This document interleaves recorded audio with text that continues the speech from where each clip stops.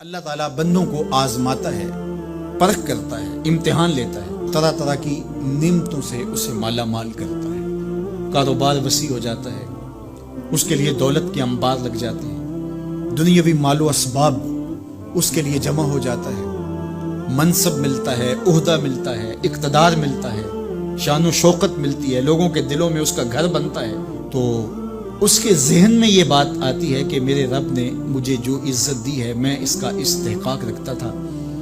اور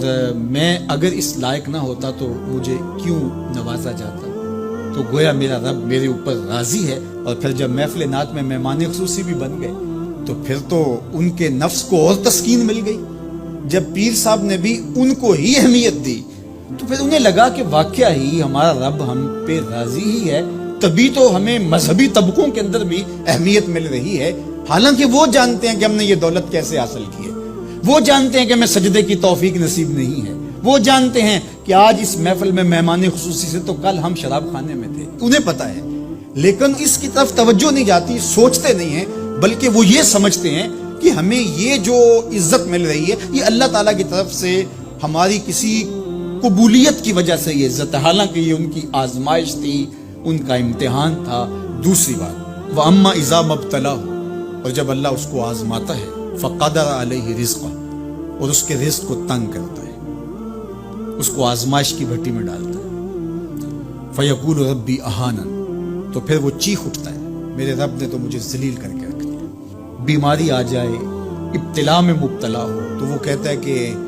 میرا رب مجھ سے ناراض ہو گیا۔ تو یہ انسان کی کج فکری، ایسا نہیں ہے۔ کسی شخص کو دولت کا دیا جانا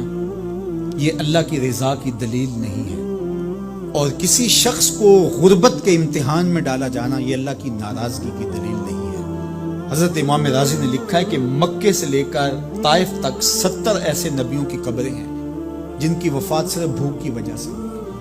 تکلیفوں میں، آزمائشوں میں، امتحانوں میں، ابتلاؤں میں اس کے بندے رہے۔ میرے اور آپ کے آقا و مولا حضور ختمی المرتبت کے گھر میں کبھی برابر چولہا نہیں جلتا تھا، کبھی کھانے کے لیے کچھ میسر نہیں ہوتا تھا، پانی پی کے اور کھجور کھا کے گزارا ہوتا تھا، تو یہ تو کوئی دلیل نہیں ہے۔ اللہ کی رضا کی دلیل کیا ہے؟ نیکی کی توفیق مل جانا۔ اور اللہ کی ناراضگی کی دلیل کیا ہے؟ کسی شخص کا گناہ پہ دلیل ہو جانا۔ کوئی بندہ گناہ پہ دلیل ہے اور معصیت، نافرمانیاں، اللہ کے حکموں کو توڑنا اس کا مزاج ہے، تو سمجھو اللہ اس سے ناراض ہے۔ اور اگر کسی کو اللہ نے سجدے کی توفیق دی ہے، کسی کو اللہ نے اپنے راستے میں خلوص کے ساتھ خرچ کرنے کی توفیقات عطا کی ہے، حلال حرام کی تمیز اس کو عطا کر دی گئی ہے، تو پھر سمجھ لو کہ اللہ اس پہ راضی ہے۔ باقی رہی بات کہ کسی کو دولت کا زیادہ دیا جانا، کسی کو کم دیا جانا، تو یہ آزمائش ہے۔